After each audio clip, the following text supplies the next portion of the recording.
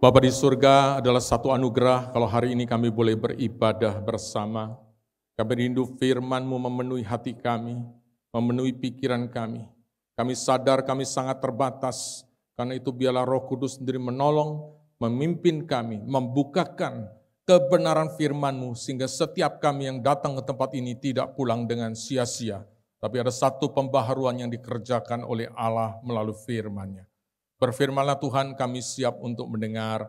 Di dalam nama Tuhan Yesus kami berdoa. Amin. Shalom. Adalah satu anugerah kita bisa beribadah pada siang hari ini. Karena setiap kali saya beribadah, saya selalu mengingat bahwa tidak semua tempat di mana orang-orang percaya bisa beribadah dengan bebas. Jadi satu sukacita bisa beribadah, dan sekali lagi terima kasih Pak Pendeta Emmanuel yang sudah memberikan waktu untuk saya bisa melayani pada hari ini. Saudara-saudara, hari ini kita akan kembali belajar dari firman Tuhan, merupakan kelanjutan daripada seri yang berbicara tentang Tuhan Yesus di dalam perjanjian lama. Saya mengajak kita untuk melihat dari kitab Bilangan pasal 21. Bilangan 21 ayat yang keempat sampai ayat yang ke-9. Bilangan 21 ayat 4 sampai 9. Saya akan membaca ayat yang genap dan Bapak Ibu Saudara membaca ayat yang ganjil. Kita akan bergantian sampai dengan ayat yang ke-9. Bilangan 21 ayat yang ke-4 sampai 9. Demikian firman Tuhan. Setelah mereka berangkat dari Gunung Hor, berjalanlah ke arah Laut Teberau untuk mengelilingi tanah Edom. Maka bangsa itu tidak dapat lagi menahan hatinya di tengah jalan.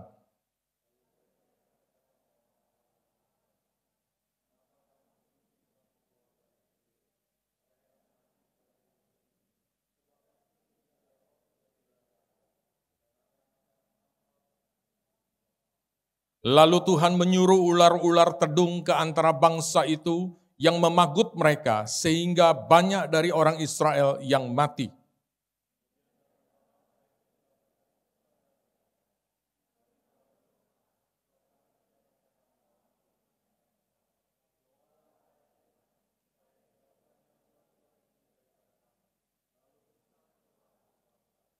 Maka berfirmanlah Tuhan kepada Musa, buatlah ular tedung dan taruhlah itu pada sebuah tiang. Maka setiap orang yang terpagut jika ia melihatnya akan tetap hidup.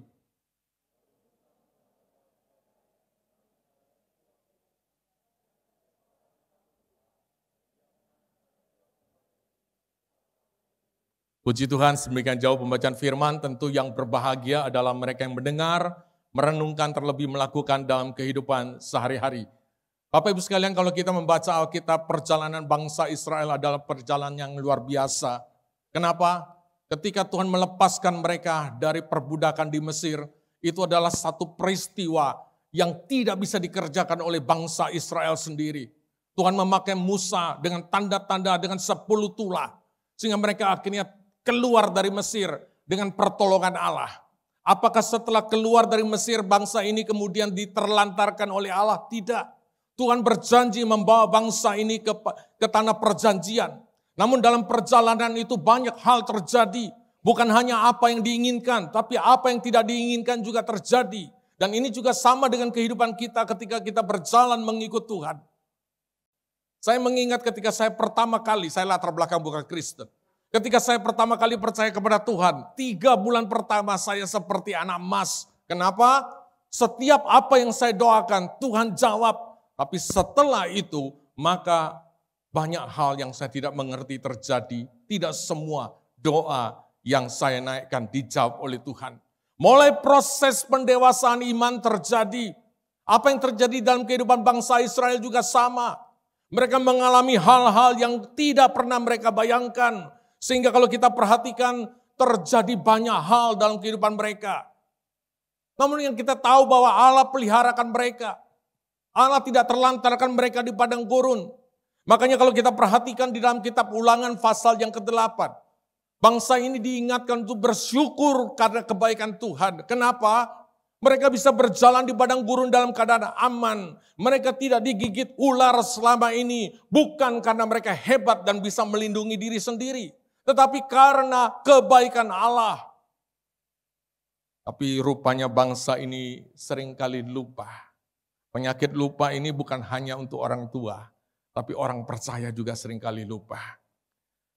Mereka pada akhirnya mengalami satu peristiwa, mereka tidak puas. Seolah-olah apa yang Allah lakukan tidak cukup. Maka mereka katakan tidak ada minum, tidak ada makan. Bahkan makanan yang Tuhan beri itulah mana sudah memuakkan. Seolah-olah apa yang sudah Tuhan kerjakan itu tidak ada artinya sama sekali. Mereka hanya menginginkan apa yang mereka inginkan di hadapan Tuhan dan Tuhan tinggal melaksanakan. Tetapi mereka tidak sadar bahwa Allah adalah bukan hanya Allah yang maha kasih, tapi Allah juga Allah yang kudus. Kalau kita membandingkan bagian kisah ini juga dikutip oleh Yohanes di dalam kitab Yohanes pasal 3 ayat 14 dan 15. Saya ingin membacakan dan dikatakan, dan sama seperti Musa meninggikan ular di padang gurun, demikian juga anak manusia harus ditinggikan, supaya setiap orang yang percaya kepadanya beroleh hidup yang kekal. Jadi sebenarnya apa yang terjadi di dalam perjanjian lama merupakan gambaran, penjelasan, bukan hanya tentang keberadaan pribadi kedua, Allah Tritunggal, itulah Tuhan Yesus. Tetapi juga apa yang akan dikerjakannya nanti untuk menyelamatkan kita dari dosa-dosa melalui salib. Ini memberikan gambaran yang sangat jelas. Bukan berarti bahwa Tuhan Yesus itu ada hanya ketika dia lahir yang akan kita peringati Natal. Tetapi sebelumnya dia adalah Allah. Makanya dalam kitab Yohanes juga di awal-awal sudah sangat dijelaskan. Bahwa pada mulanya adalah firman, firman itu bersama-sama dengan Allah, dan firman itu adalah Allah. Dan tidak ada sesuatu yang dijadikan tanpa dia. Dia terlibat dalam penciptaan pribadi Allah kedua, Tuhan Yesus Kristus. Ayat 14 menjelaskan dia datang ke dunia menjadi manusia. Jadi sekali lagi, perikop ini memberikan gambaran tentang siapakah Tuhan Yesus dan apa yang akan dikerjakannya nanti. Namun melaluinya kita akan belajar beberapa poin penting. Yang pertama, ajaran kekristenan adalah ajaran yang dikenal dengan penuh kasih dan penuh anugerah. Amin. Amin. Untuk memastikan saudara belum tidur, ya.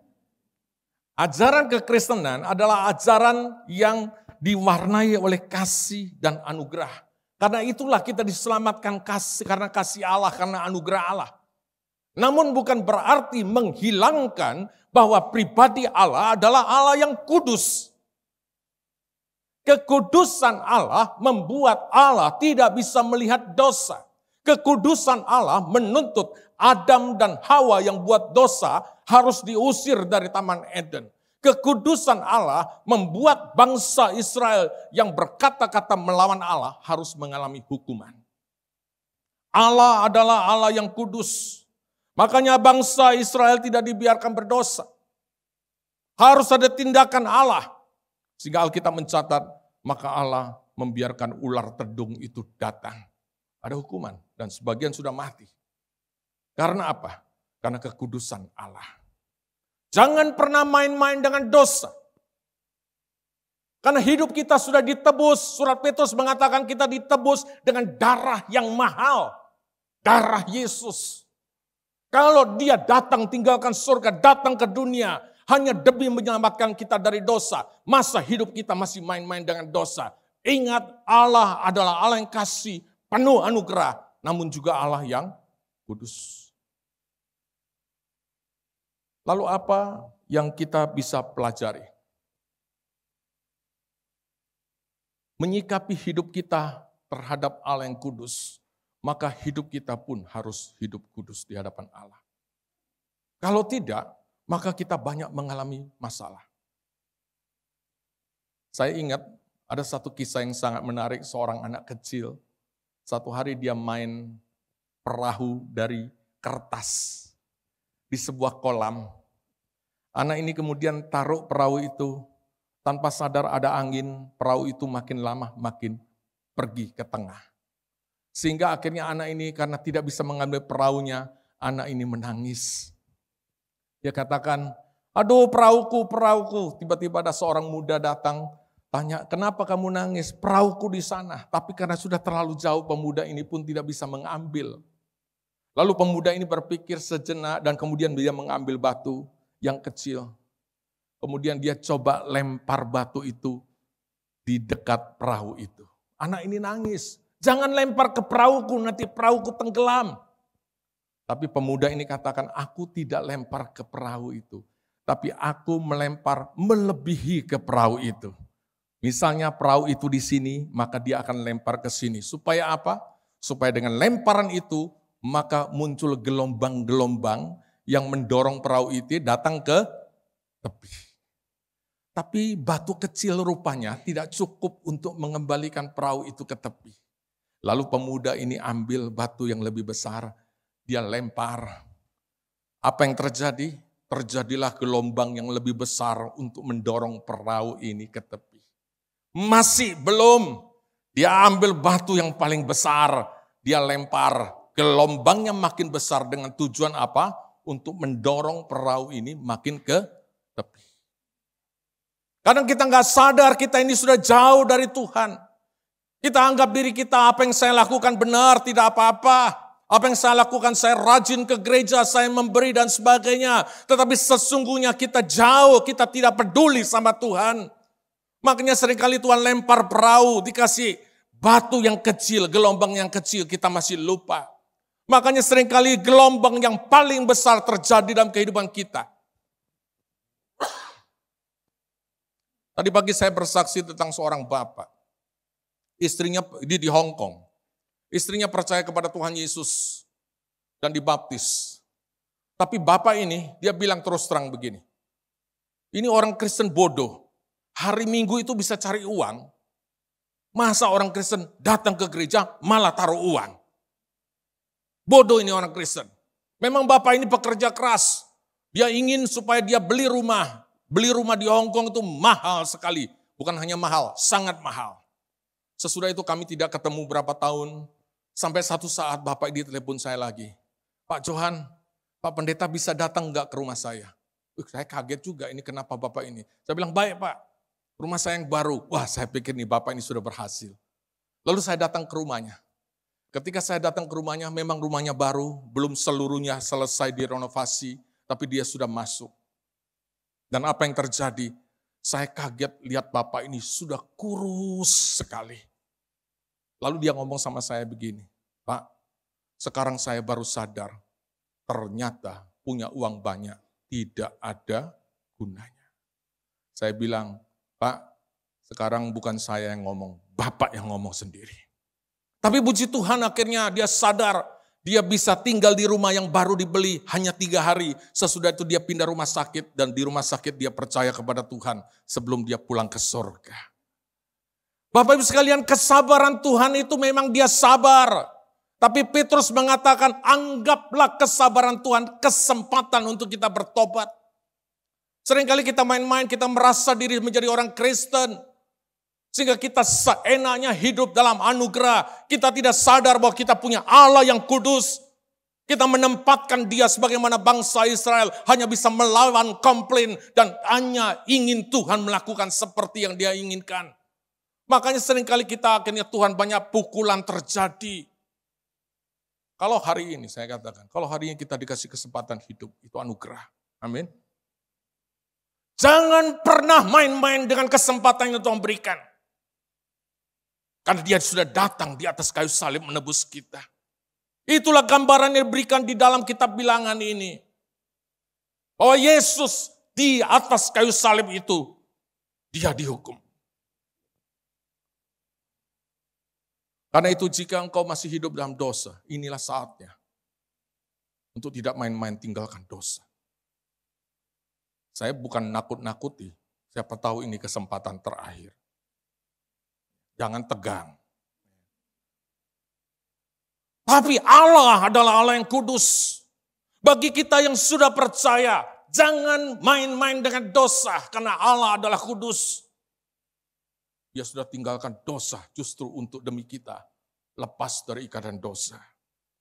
Namun bagian ini bukan hanya bicara tentang siapakah Allah yang akhirnya menghukum bangsa Israel. Tapi bicara juga tentang manusia. Itulah bangsa Israel sendiri. Ayat ketiga. Lalu mereka berkata-kata melawan Allah dan Musa. Mengapa kamu memimpin kami keluar dari Mesir supaya kami mati di padang gurun dan selanjutnya. Seolah-olah menyesali dan komplain. Apa yang Tuhan buat itu seolah-olah gak cukup. Apa yang Tuhan buat itu seolah-olah justru mencelakakan dan membuat mereka mati. Melawan Allah itulah karakter dosa. Bukankah itu juga terjadi dalam kehidupan manusia? Kita seringkali tahu apa yang Allah perintahkan, kita tidak lakukan. Kita tahu Allah melarang, sengaja malah kita lakukan. Itu karakter dosa yang selalu melawan Allah. Mereka memposisikan Allah sebagai pribadi yang bertanggung jawab dan seolah-olah salah. Bukankah itu juga terjadi dengan pertanyaan yang sering kita katakan, Tuhan kenapa engkau mengizinkan ini terjadi seolah-olah Tuhan mencelakakan kita.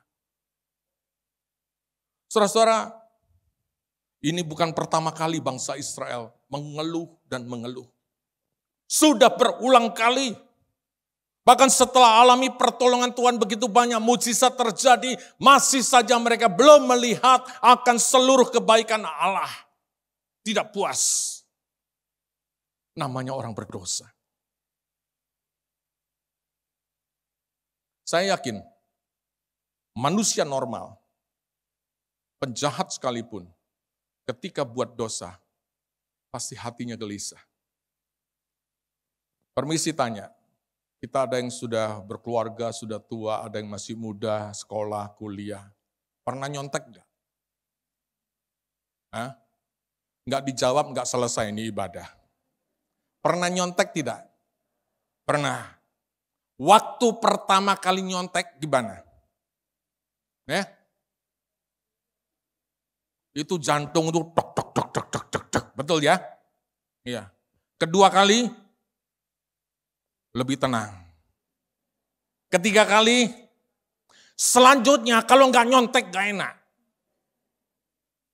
Ini saya bicara pengalaman saya sendiri. Ya. Akhirnya kita biasa sesuatu yang kita tahu itu nggak bisa, nggak bagus, kita lakukan. Sesuatu yang kita tahu Allah kita inginkan, kita tidak lakukan, malah melawannya. Kenapa? Karena manusia berdosa. Benarlah kata firman Tuhan dalam Roma pasal 3:23, semua manusia berdosa telah kehilangan kemuliaan Allah. Makanya kita cenderung lebih gampang buat yang jahat daripada yang baik. Kita pernah jadi anak-anak. Kita pernah jadi remaja. Kita sekarang punya anak. Yang punya anak saya mau tanya, sekarang ngajar anak untuk jadi baik gampang tidak? Langsung ada begini. Gampang tidak? Rasain loh. Ya. Sebagaimana orang tua kita juga mendidik kita nggak gampang. Untuk yang baik perlu dimarahin ulang-ulang, perlu dipukul, tapi nggak jadi bukan? Tapi yang jahat nggak usah diajar bisa. Itulah karakter dosa. Melawan Allah. Itulah bangsa Israel. Mungkin ada di antara kita, saya juga dulu juga sebelum terima Tuhan Yesus, saya terkenal pemarah sekali. Apalagi waktu itu nakal-nakalnya, belajar bela diri. Kalau orang cari gara-gara, 2 kali ngomong cukup, ketiga tangan yang main. Saya tahu itu salah. Mama saya yang jadi saksi. Mama saya sering saya marahin. Saya marah. Saya tahu tidak baik. Saya tahu itu salah. Apakah ingin berubah? Saya ingin berubah. Tapi saya tidak bisa berubah.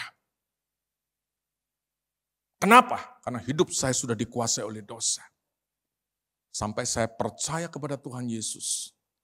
Akhirnya Dia yang mengubah hidup saya. Saudara, mungkin kita punya pergumulan yang sama.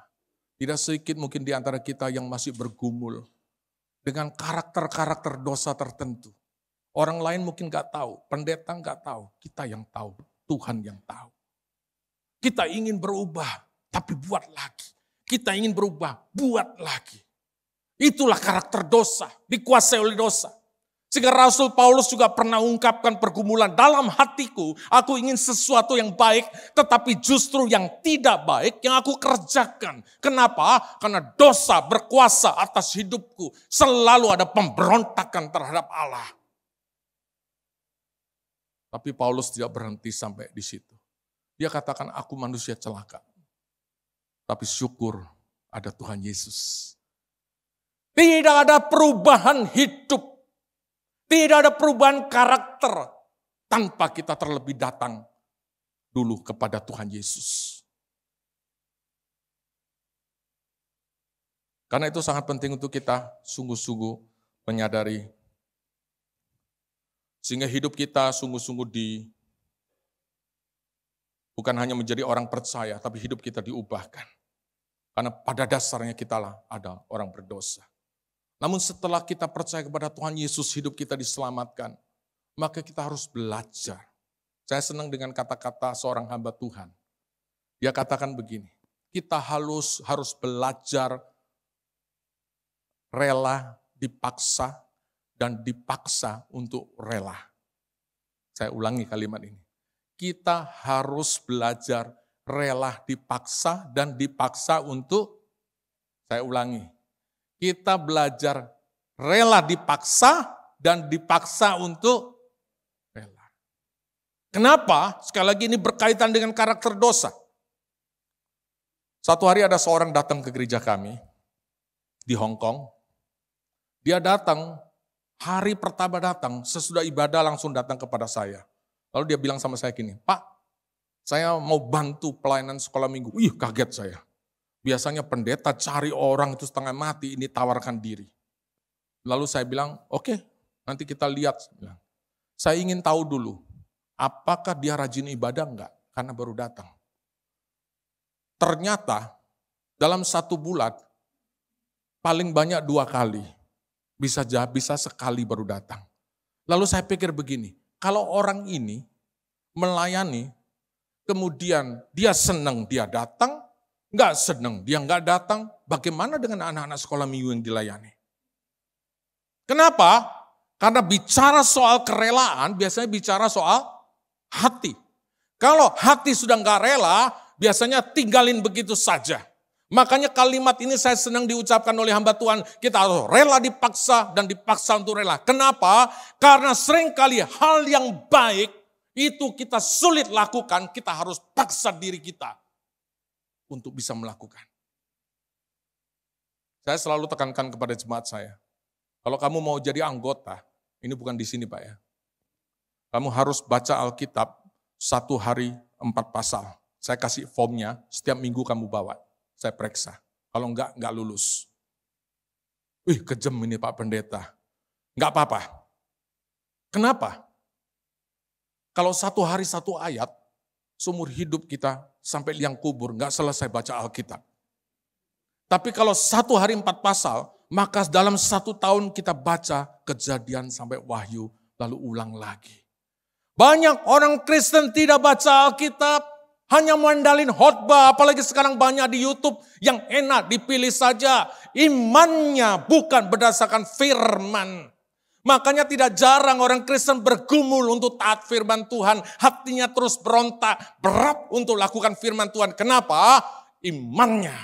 Makin kau sering baca firman Tuhan, makin dorongan untuk taat makin kuat. Makin kau jarang baca firman Tuhan, maka dorongan untuk buat dosa makin kuat. Amin. Karena itu jangan kita biarkan. Kita sudah tahu bahwa karakter manusia pada dasarnya sudah berdosa. Sesudah hidup kita disucikan, hidup kita ditebus, maka kita harus belajar untuk memaintain, bahkan meningkatkan, untuk makin dekat dengan Tuhan. Jangan cuma Tuhan tolong aku, tapi dekatnya dengan dosa. Sekali lagi saudara, manusia itu berdosa.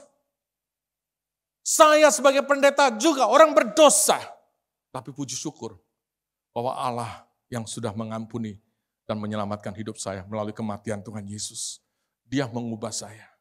Kalau dulu orang cari gara dengan saya, cari gara-gara, 2 kali ngomong, maka 3 kali tangan main. Sekarang orang cari gara-gara, saya tersenyum sendiri. Kenapa? maka Johan yang lama sudah mati bagi dosa. Amin. Jangan biarkan itu. Nah, dalam bagian ini, kemudian ayat 7 dikatakan apa? Kemudian datanglah bangsa itu mendapatkan Musa dan berkata, kami telah berdosa, sebab itu kami berkata-kata melawan Tuhan dan engkau. Berdoalah kepada Tuhan supaya dijauhkannya ular-ular itu daripada kami. Biasa begitu. Kalau sudah kepepet, baru cari Tuhan. Betul ya? Saya mau ngerasain jemaat saya di Hong Kong. Mumpung saya di sini. Nanti sampai sini saya ngerasain yang di sini. Saya banyak ditipu jemaat saya. Kalau lagi banyak masalah, gak usah didorong-dorong, rajin ke gereja, rajin berdoa. Tapi kalau masalah sudah selesai, ditelepon gak diangkat, ternyata nomor sudah diganti. Kita jadikan Tuhan itu hanya tempat pelampiasan. Tempat masalah. Padahal dia itu Tuhan. Sama seperti bangsa Israel. Sudah kecepit. Mereka minta. Tapi uniknya di sini adalah Allah tidak menjawab sesuai dengan permintaan mereka untuk menjauhkan ular terdung itu. Tapi Allah berkata kepada Musa, buatlah ular terdung dari tembaga, taruh di atas tiang. Setiap yang memandang pasti tidak mati dan akan selamat. Nah, Bapak Ibu sekalian, kalau kita perhatikan di sini, itu membuktikan bahwa bangsa Israel sudah tidak punya kemampuan untuk menyelamatkan diri sendiri. Ini poinnya. Allah Maha Kudus, manusia berdosa, maka manusia tidak luput yang namanya hukuman dosa. Alkitab mencatat upah dosa adalah maut. Namun kita tidak titik di sana. Alkitab mencatat bahwa Allah memberikan jalan keluar yang justru tidak bisa dibuat oleh bangsa Israel. Maka dikatakan ayat 8, setiap orang yang terbakut jika melihatnya akan tetap hidup. Dalam kitab Yohanes juga sama. Demikian juga anak manusia harus ditinggikan supaya setiap orang yang percaya kepadanya beroleh hidup yang kekal. Inilah jalan keselamatan. Dan saya mau pastikan dengan sungguh-sungguh, tidak ada jalan keselamatan dengan perbuatan kita. Kalau hari ini masih ada yang merasa saya mau rajin ke gereja, saya mau memberikan persembahan, saya mau melayani, saya mau berbuat baik supaya diperhitungkan untuk kita diselamatkan, omong kosong. Kita bukan diselamatkan karena perbuatan kita. Bukan. Tetapi apakah kita tidak perlu buat baik, tidak perlu rajin di gereja? Perlu. Bedanya adalah saya rajin ke gereja, saya rajin memberi, saya rajin melayani, saya rajin berbuat baik. Bukan supaya diselamatkan, tapi karena saya sudah diselamatkan, maka saya perlu buat itu. Amin. Bisa nangkep? Bisa nangkep? Ternyata jemaat di sini pintar-pintar, Pak. Ada orang bertanya, mengapa untuk menyelamatkan manusia Allah harus menjadi manusia dan mati di atas kayu salib? Ini bukan hanya bicara soal kemahakuasaan Allah, tapi bicara soal kekudusan Allah, keadilan Allah, dan kasih Allah. Saya mau kasih contoh seperti ini. Saya mau tanya, Allah itu kan maha kuasa, betul? Kalau Allah Maha Kuasa melihat manusia buat dosa, makin lama dikasih kesempatan tetap buat dosa. Bisa enggak karena dia Maha Kuasa, semua manusia dimatiin, lalu dia ciptakan manusia baru lagi. Bisa enggak? Bisa tidak? Bisa. Cuma kalau dia melakukan itu, dia mengingkari bahwa Allah itu Maha Kasih. Bisa nangkap? Allah itu Maha Kasih. Apakah bisa? Waduh, manusia buat dosa. Karena mengasihi udahlah aku tutup sebelah mata. Semua selamat. Bisa enggak? Bisa. Tapi kalau dia lakukan itu, dia mengingkari bahwa dia adalah Allah yang Maha Kudus dan adil. Karena itu salib adalah pertemuan antara kekudusan Allah, di mana dosa harus dihukum, keadilan Allah, di mana manusia yang berdosa, maka manusia Yesus yang menanggung hukuman, dan kasih Allah. Makanya Yesus menggantikan dosa-dosa kita.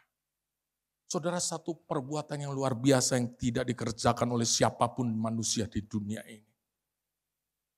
Pandanglah kepada ular itu, pandanglah kepada salib. Kalau manusia dengan usaha dan perbuatannya masih bisa menyelamatkan diri sendiri, saya yakin tidak perlu Allah datang ke dunia ini karena masih ada jalan. Tapi itu membuktikan Yohanes 3 ayat 16 itu benar. Karena begitu besar kasih Allah akan dunia ini. Kenapa? Karena Allah melihat bahwa manusia sudah tidak mungkin dengan usahanya menyelamatkan diri sendiri. Maka dia mengaruniakan anaknya yang tunggal. Yang akhirnya mati di atas kayu salib bagi saudara dan saya. Kita diselamatkan hanya karunia anugerah Allah. Karena iman. Itu dikatakan oleh Efesus 2 ayat 8 dan 9. Karena itu Bapak Ibu sekalian. Melihat aspek-aspek yang kita pelajari. Bahwa Allah itu maha kudus. Manusia berdosa. Dan Allah membuka jalan keselamatan. Maka ada dua hal. Yang pertama,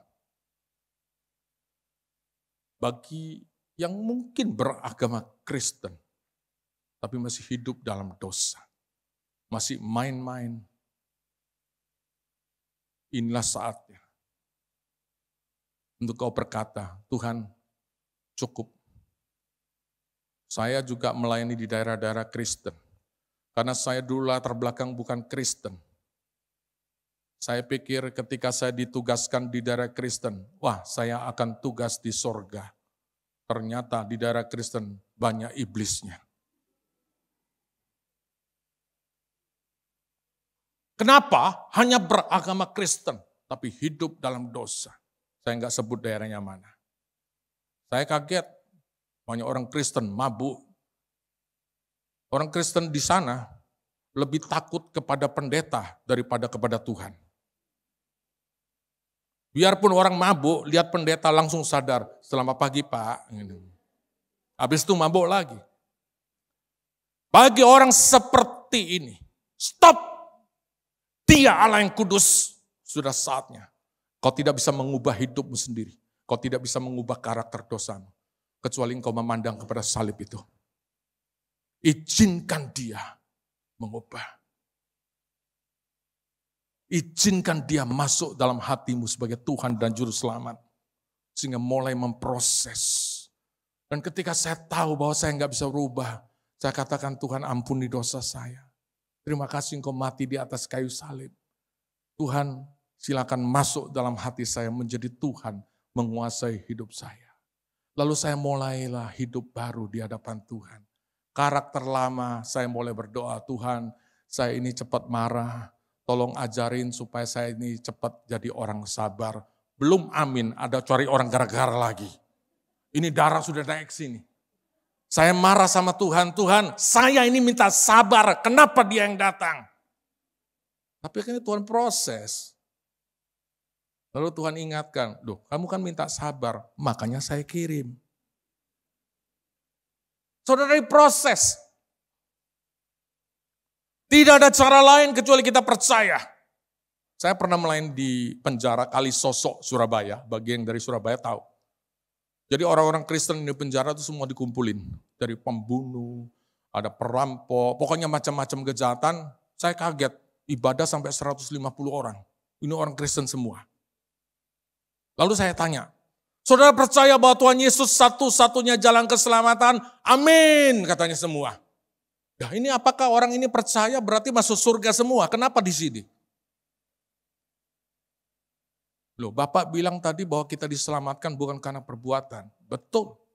Tapi yang menjadi masalah adalah percaya yang bagaimana? Percaya yang benar adalah percaya ketika kita mengundang Tuhan Yesus masuk dalam hati kita, dia mulai berkuasa dalam hidup kita, maka ada perubahan dalam hidup kita. Perubahan itu nyata seperti Sakius ketika dia percaya kepada Tuhan Yesus. Dari orang yang dulu memeras menjadi orang penuh kasih, memberi. Orang yang dulu pemarah menjadi orang yang murah hati. Kalau dari dulu jadi orang Kristen, tukang marah, tukang tipu. Kata-kata di mulut kebun binatang keluar semua. Sesudah jadi orang Kristen masih tetap situ. Seperti itu, engkau sesungguhnya belum ada Tuhan Yesus dalam hati. Hanya engkau beragama Kristen. Kalau demikian, inilah saatnya. Minta Tuhan, aku hari ini gak mau hidup gini lagi. Aku ingin berubah tapi gak bisa. Tuhan katakan, pandanglah kepada salib itu. Kepada ular itu. Ular tedung yang Musa buat itu. Maka engkau akan selamat. Amin. Kita belajar. Namun bagi kita yang sudah percaya, bukan hanya kita menjauhi dosa, tapi juga kita bukan hanya bersyukur sudah diselamatkan. Bukan hanya kita tahu bahwa Yesus satu-satunya jalan keselamatan. Tapi adalah tugas dan tanggung jawab saya untuk memberitakan itu kepada orang lain yang menuju kematian. Tahun 1993, saya mendengar satu kisah yang memilukan. Seorang misionaris dari Selandia Baru bernama Paul. Dalam bulan Desember, dia memberitakan Injil di Northwest China. Northwest itu apa Pak ya? Saya juga bahasa Indonesia udah lupa. Ya pokoknya itu antara utara dan barat lah ya. Itu. Lalu dia beritakan Injil dengan semangat. Dia katakan, saudara-saudara, Allah mengasihi saudara. 2000 tahun yang lalu Tuhan Yesus datang ke dunia ini, mati di atas kayu salib untuk menyelamatkan hidup kita. Dia mengasihi kita semua, siapa yang percaya tidak akan binasa, tapi diselamatkan. Tiba-tiba seorang ibu tanya, Pak boleh tanya? Boleh. Bapak katakan bahwa Allah mengasihi kami. Betul. Bapak katakan bahwa 2000 tahun yang lalu Tuhan Yesus datang, mati di kayu salib untuk menebus dosa kami supaya kami yang percaya tidak binasa. Betul. Lalu ibu ini tanya, tapi kenapa Pak? Baru sekarang kami dikasih tahu. Kenapa baru sekarang? Bagaimana dengan orang tua nenek moyang kami yang tidak pernah dengar? Pertanyaan ini sebenarnya tidak perlu terjadi jika orang Kristen sadar akan panggilan Tuhan. Ketika saya percaya kepada Tuhan Yesus, saya tanya, Tuhan, percaya kepada Tuhan pasti akan masuk surga. Kenapa saya masih hidup di dunia ini? Baru saya sadar, Tuhan izinkan saudara dan saya hidup di dunia ini. Karena masih punya tugas. Banyak di sekeliling kita yang tidak percaya dan belum percaya. Jangan sampai orang-orang yang hari-hari ketemu kita, Tuhan izinkan ketemu dengan kita. Ketika dia mati, ditanya sama Tuhan, kenapa kau tidak percaya? Oh saya nggak tahu. Saya ketemu pendeta Johan tapi nggak pernah ngomong. Padahal saya tahu bahwa dengan kita memandang kepada salib, dengan percaya kepada Tuhan Yesus, itulah satu-satunya jalan keselamatan. Tapi kenapa kita jadi hidup egois? Saya khawatir kalau seperti ini Tuhan bilang, wah ini ditaruh di dunia nggak ada gunanya, cari duit sendiri. Kontraknya selesai, wah repot saudara. Saya akhiri dengan sebuah pengalaman yang saya nggak pernah lupa. Tahun 1993 juga. Ketika saya ke Beijing, China. Saya bertemu dengan seorang hamba Tuhan yang saya kagum. Pendeta Yuan namanya. Waktu itu beliau umur 81 tahun. Dia 20 tahun di penjara karena Injil. Dan selama pembicaraan dia dibuang di provinsi Heilongjiang. Kalau zaman itu musim dingin bisa minus 50. Saya pernah merasakan minus 20 di Kanada, itu pun sudah minta ampun. Tapi dia sesudah dibebaskan dia cerita, puji Tuhan saya tidak sakit. Sesudah dia dilepaskan dari penjara, apakah dia trauma dan tidak mau pelayanan, tidak mau beritakan Injil lagi? Tidak. Saya ketemu di rumah yang sangat sederhana, sangat sempit. Ruang tamu, ruang makan, ruang tidur jadi satu. Ibadah mulai jam 2, saya jam 1 datang. Sudah penuh. Beda dengan di Indonesia. Ibadah jam 2 sedikit-sedikit datang, jam 2:15 datang. Ya. Bukan nyindir, kebenaran memang begitu. Ya. Nah, ketika saya sudah jam 1 datang, saya duduk di tempatnya tempat tidurnya pendeta. Duduk, tidak bisa bergerak karena terlalu banyak. Lalu sesudah ibadah selesai, sengaja saya tidak pulang. Sebagai hamba Tuhan yang merasa, maaf agak sombong sedikit, merasa hidup secara ekonomi lebih diberkati daripada hamba Tuhan ini. Lalu saya bilang sama hamba Tuhan ini begini, Pak Pendeta, bolehkah saya siang ini undang Bapak dan Ibu makan di luar? Saya yang bayar. Wah, sombong dikit. Biasa kan undang pendeta makan, betul? Betul? Makanya makin sedikit pendeta mati syahid, makin banyak pendeta mati kolesterol. Bukan berarti nggak boleh ya, bukan berarti nggak boleh. Tapi jawaban hamba Tuhan ini ketika saya katakan, Pak Pendeta bolehkah makan di luar, saya yang bayar. Pak Pendeta ini bilang apa? Jangan makan di luar, hemat uang untuk Injil. Ketika dia ngomong begitu, muka saya panas, merah, saya malu sekali. Kalau saya jadi hamba Tuhan ini, saya akan berkata kepada Tuhan, Tuhan 20 tahun aku menderita karena Engkau izinkan sisa hidupku. Aku nikmati enak sedikit. Tapi dia tidak lakukan itu. Dia tetap beritakan Injil. Kenapa? Karena dia tahu orang-orang di sekitarnya. Tanpa Injil tidak ada keselamatan. Lalu apa yang kita lakukan? Suatu hari Tuhan Yesus tanya, apakah engkau mengasihi aku? Oh Tuhan, aku mengasihi engkau. Kalau enggak mungkin jadi hamba Tuhan. Lalu pertanyaan tidak berhenti. Kalau engkau buta, apakah engkau tetap mengasihi aku? Saya agak kaget, mikir sedikit. Tuhan, walaupun aku tidak bisa melihat hal-hal yang baik, aku tetap belajar mengasihi engkau. Kalau engkau tuli, apa engkau tetap mengasihi aku? Iya Tuhan, aku tetap mengasihi engkau. Kalau engkau timpang, apakah engkau tetap mengasihi aku? Saya agak berhenti sejenak. Dengan air mata saya katakan, Tuhan aku tetap mengasihi engkau. Lalu apa kata Tuhan? Sekarang kau melihat. Dan kau melihat begitu banyak orang-orang yang belum kenal aku. Engkau tidak buat apa-apa. Kau hanya melihat dosa di sekitarmu. Engkau tidak buat apa-apa. Apakah itu mengasihi aku? Engkau tidak tuli. Engkau mendengar banyak orang, banyak kematian di dunia ini tanpa jalan keselamatan. Engkau yang sudah tahu jalan keselamatan, engkau tidak buat apa-apa. Apakah itu mengasihi aku? Dan sekarang engkau tidak timpang. Tapi engkau gunakan kakimu untuk jalan. Hanya untuk mengikuti apa yang kau senangi. Pergi ke mall, pergi ke tempat lain. Apakah itu mengasihi aku? Saudara, saya yakin, bicara soal kasih Allah tidak lepas dari jiwa-jiwa yang belum diselamatkan. Saudara dan saya ditempatkan di dunia ini, di Bali ini, bukan kebetulan. Tapi untuk menyatakan kasih Allah. Kenapa? Karena tidak ada satu manusia pun yang bisa diselamatkan karena perbuatan sendiri. Karena itu pandanglah kepada Kristus.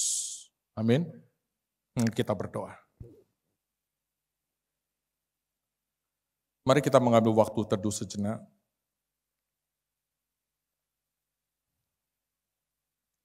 Masing-masing kita merenungkan. Apakah hanya saya beragama Kristen ataukah saya sudah memiliki Tuhan Yesus? Sehingga ada perubahan dalam hidup saya tidak lagi hidup di dalam dosa. Kalau ada yang masih merasa dirinya, Tuhan, aku ingin sebenarnya berubah tapi aku nggak bisa. Hari ini, jangan pernah main-main kesempatan yang Tuhan berikan. Katakan kepada Tuhan, ampuni dosaku, aku ingin diubah. Masuklah Tuhan menjadi Tuhan Juru Selamat pribadiku. saudara berdoa di tempat saudara. Yang kedua, mungkin kau sudah menjadi orang Kristen, namun kau masih main-main. Ingat dia Allah yang kudus. Kau sudah diselamatkan oleh darahnya, darah yang mahal dengan kematian Tuhan Yesus.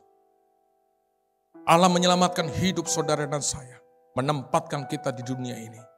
Bukan hanya engkau menikmati akan kasih dan berkat-Nya, tapi supaya melalui hidupmu, banyak orang di sekitar boleh melihat, memandang kepada salib itu.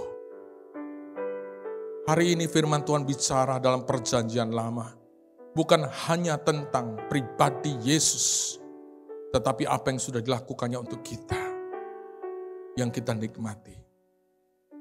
Biarlah kita menjadi orang-orang percaya, bukan menikmati hidup untuk kepentingan sendiri. Tapi kita tahu, kita adalah ambasador Allah. Terima kasih Tuhan, terima kasih. Memberkati setiap kami. Hamba selesai berbicara. Tapi biarlah Roh Kudus terus menerapkan itu dalam hati kami. Sehingga kehidupan kami yang Tuhan berikan di dunia ini adalah hidup yang sudah diselamatkan, tapi juga hidup yang dipakai untuk menyelamatkan. Di dalam nama Tuhan Yesus kami berdoa. Amin.